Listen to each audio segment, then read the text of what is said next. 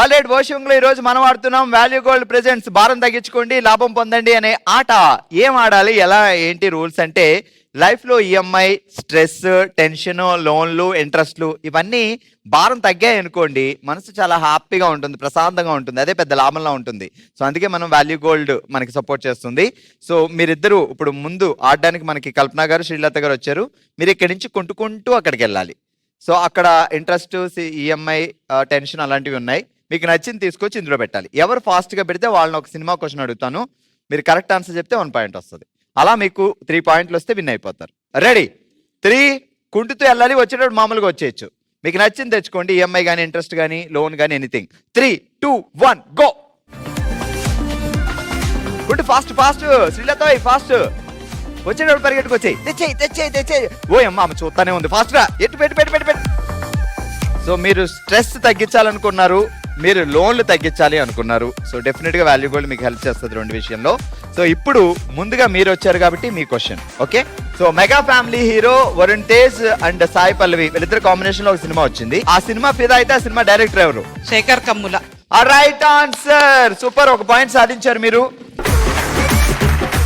So మళ్ళీ ఇంకొక chance ఉంది. మళ్ళీ కుంటుకుంటూ వెళ్ళి ఏదో ఒకటి తీసుకుని ఫాస్ట్ గా వచ్చి ఇందులో పెట్టండి. రెడీ? 3, 2, 1 గో. కల్పనక్క ఫాస్టా. అమ్మో పడిపోద్ది, తీసుకొని రా. ఇద్దరు ఇంట్రెస్ట్ తగ్గించుకోవాలి అనుకున్నారు. నిజంగా లైఫ్ లో ఈ వడ్డీలు అనేది చాలా పెద్ద భారం. సో దాని నుంచి బయటపడితే చాలా హ్యాపీగా ఉంటాం. సో ఇప్పుడు నీ క్వశ్చన్, మళ్ళీ నీకే వచ్చింది ఛాన్స్. సో ఇప్పుడు నీ క్వశ్చన్కి ఆన్సర్ చెప్పకపోతే తను నెక్స్ట్ వెళ్తుంది, లేదంటే నువ్వే విన్ అయిపోతావు. 2 పాయింట్లు వచ్చాయి కాబట్టి. ఓకే, జాగ్రత్తగా విను శ్రీలత. నేచురల్ స్టార్ నాని, లావణ్య త్రిపాఠి వీళ్ళిద్దరు కాంబినేషన్ లో ఒక సినిమా వచ్చింది. సో ఆ సినిమా పేరేంటి? సినిమా చూసి పేరు గుర్తు రావట్లేదు. పాపా పి సుశీల, ఏంటి కన్ఫ్యూజన్ లో ఉన్నావు? భలే భలే మగాడివాయ్. భలే భలే మగాడివై బంగారు నా సామి రోయ్. ఏది పాడండి ఒకసారి. శ్రీను భలే భలే మగాడివాయ్ బంగారు. పర్ఫార్మెన్స్ తో చంపేస్తున్నావే. ఈ బంగారం దగ్గర ఆగిపోతారండి లేడీస్ అందరూ. Okay, anyway, so third question కి వెళ్లకుండానే కంప్లీట్ అయ్యి 2 పాయింట్లు సాధించారు శ్రీలత గారు. అండ్ ఈ రౌండ్ లో విన్నర్ శ్రీలత గారు. ఆల్రెడీ వర్షంలో మనం ఆడుతున్నాం వాల్యూ గోల్డ్ ప్రెజెంట్స్ భారం తగ్గించుకోండి లాభం పొందండి. మరి ఈ ఆట ఆడడానికి నెక్స్ట్ మన ముందుకు వచ్చారు రాజేశ్వరి గారు అండ్ మమత గారు. సో రూల్స్ ఏంటంటే వెళ్ళేటప్పుడు కుంటుకుంటూ వెళ్ళాలి. ఏదైనా వస్తువు మీకు నచ్చింది తీసుకొని ఫాస్ట్ గా వచ్చి ఇందులో పెట్టాలి. ఎవరు ఫాస్ట్ గా తీసుకొచ్చి పెడితే వాళ్ళని క్వశ్చన్ అడుగుతా. ఆన్సర్ రైట్ ఆన్సర్ చెప్పేస్తే పాయింట్ వచ్చేస్తుంది. Okay, so Rajeshwari and Mamata ready? 3, 2, 1 go. కొట్టకుండానే ఒక స్టెప్ అక్కడికి వేసేసింది రాజేశ్వరి.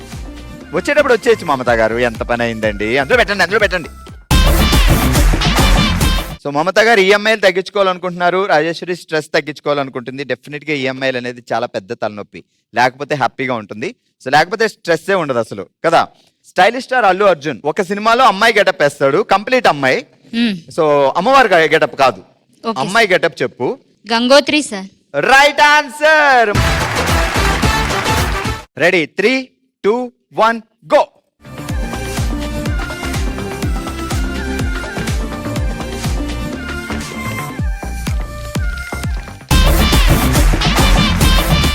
యాక్చువల్ గా రాజీ కరెక్ట్ గానే వెళ్ళింది. మమత గారు కొంచెం అక్కడ ఇలా వెళ్ళకుండా డైరెక్ట్ వెళ్ళిపోయారు. బట్ అయినా లేటే తెచ్చారు. ఏం చేస్తారు బాబు గారు? మెడికల్ షాప్ సార్ మాది. సరే, జాగ్రత్తగా విను question. Okay, so Prabhas and milk beauty Tamannaah వీళ్ళిద్దరు ఒక సినిమాలో నటించారు హీరో హీరోయిన్లుగా. సో ఆ సినిమా పేరేంటి? ఆ సినిమాకి ఒక dance master, director, dance choreographer ఆ సినిమా డైరెక్ట్ చేశారు. సినిమా పేరేంటి? రెబల్. Right answer. ఆల్రెడీ ఈ రోజు వర్షంలో మనం ఆడాం వాల్యూ గోల్డ్ భారం తగ్గించుకోండి లాభం పొందండి అనే ఆట. అంత winners Srilatha and Rajeshwari. Congratulations, congrats అండి. మన నెక్స్ట్ రౌండ్ మనసులో మాట. మనందరూ ఒక కుటుంబం కాబట్టి తన మనసులో మాటను మనతో షేర్ చేసుకోవడానికి ఇప్పుడు మన ముందుకు వస్తున్నారు కమలా గారు. అమ్మ ఎలా ఉన్నారు? బాగున్నా అండి. సో అందరు మన వాళ్ళే, మన ఫ్యామిలీయే. సో ఏం చెప్పాలనుకుంటున్నారు చెప్పండి. నా పేరు కమల. అమ్మకి ఎప్పుడు ఒంట్లో బాగానే ఉండేది. ఎప్పుడైనా చూయించుకోమన్నా కానీ బాగానే ఉన్నా అనేది. ఒకరోజు సడన్గా హార్ట్ అటాక్ లాగా వచ్చింది. ఎప్పుడు నన్ను పిలుస్తా అంటే వద్దు, వాళ్ళని ఇబ్బంది పెట్టొద్దు, వాళ్ళని డిస్టర్బ్ చేయొద్దు అని అనేది ఎవరిని డిస్టర్బ్ చేయొద్దు. మమ్మల్ని. అంటే అచ్చచ్చా. అమ్మ మీతో పాటే ఉండేవారా? లేదు, వేరే ఊర్లో. వేరే ఊర్లో ఉండేవారా అమ్మ? అమ్మ నాన్న ఉంటారా అక్కడ? ఆ, మీరు ఎంతమంది అమ్మ పిల్లలు? ముగ్గురం, అన్నయ్య, చెల్లి, మధ్యలో నేను.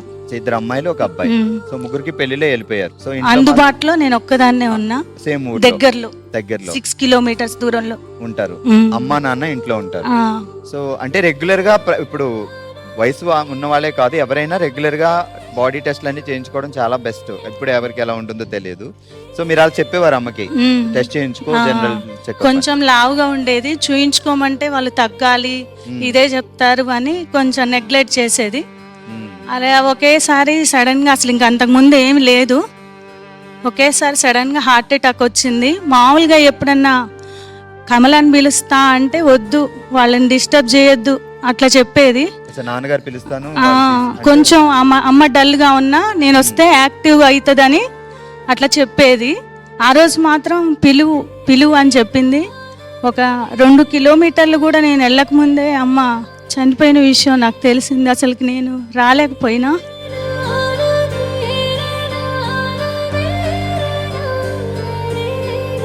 పిలువు అన్నది మీరు బయలుదేరారు కూడా. ఆ, సో వెళ్ళి పిలిచా. చూసి ఒక 2 మాటలు మాట్లాడితే మీకేదో మనస్ఫూర్తిగా ఉండేది. అవునవును. సో తను చనిపోయే ముందు ఏమన్నా చెప్పేదా, ఏమన్నా చెప్పాలనుకుందా, అది అలా ఉండిపోయింది.